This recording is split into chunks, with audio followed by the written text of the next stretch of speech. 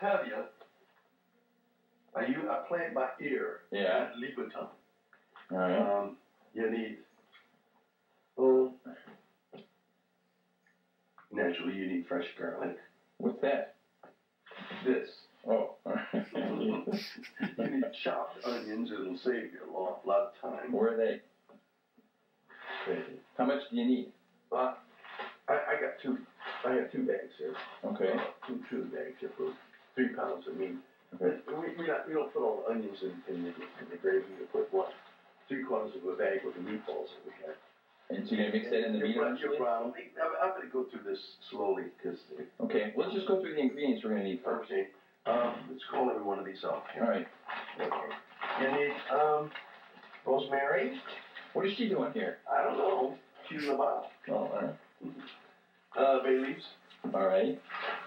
Oregano. Right. You need the cloves. Powdered cloves. Ground cloves? Yeah, you can use the little pills too if you want to. Wait, You can use either one. but ground cloves are kind of like pieces of wood, aren't they? Yeah. I mean, do you want them ground up or what? No, well, you can get ground cloves. That's what I got. Oh, okay. And parsley, I said that. Fresh parsley or dried parsley? Fresh parsley is much better. Okay. And that's about it. Sweet basil. Sweet basil, okay. Mm-hmm. What about anise? Not anise. Fennel seed. Fennel? Mm-hmm. Okay, I think I bought the wrong thing. That's all right. You can use the other. But fennel seed is what we use. Okay, so all of them are dried then except for the Parsley. And garlic. And the garlic. And onion. And the onion. Mm-hmm. So those are the only first things you need. Yep. Parsley, garlic, and onion. Okay. For the meatballs, for the meat, Mom said get the ground. We got ground chuck, right? I don't know what we bought. Ground chuck, I I think. think that's what it is. Whatever. Yeah. It's 80% lean.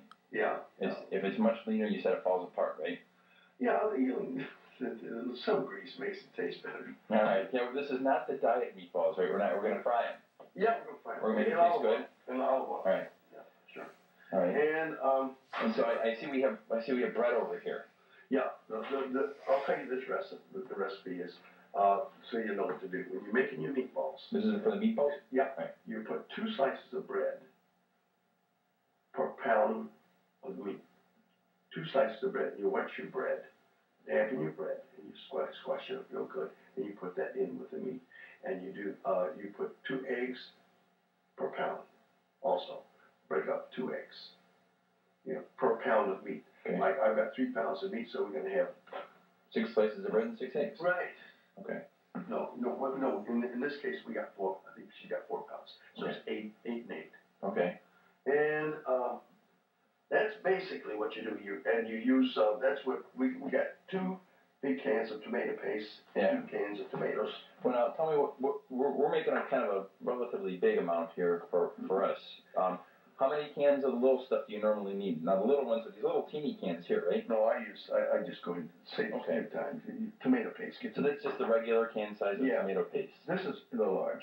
Okay. Okay. Those little teeny contadina cans, you need just about double of those, right? That's exactly right. It would be like it'd be 4 of those and 2 of these. Okay. And we got 2 and 2. I'm using some extra, and you got some sauce here, so I'm going to use that too. Okay. And you make a kind of a not you can't have it too thick, and you can't have it too thin either. You got to measure it. Okay.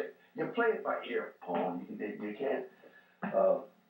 With the spices and stuff, you can't say I'm going to have 4 teaspoons this, 1 teaspoon that. No, you don't. By the way, you need for the other sauces, you need some pepper, just a little bit of pepper, and a small amount of salt.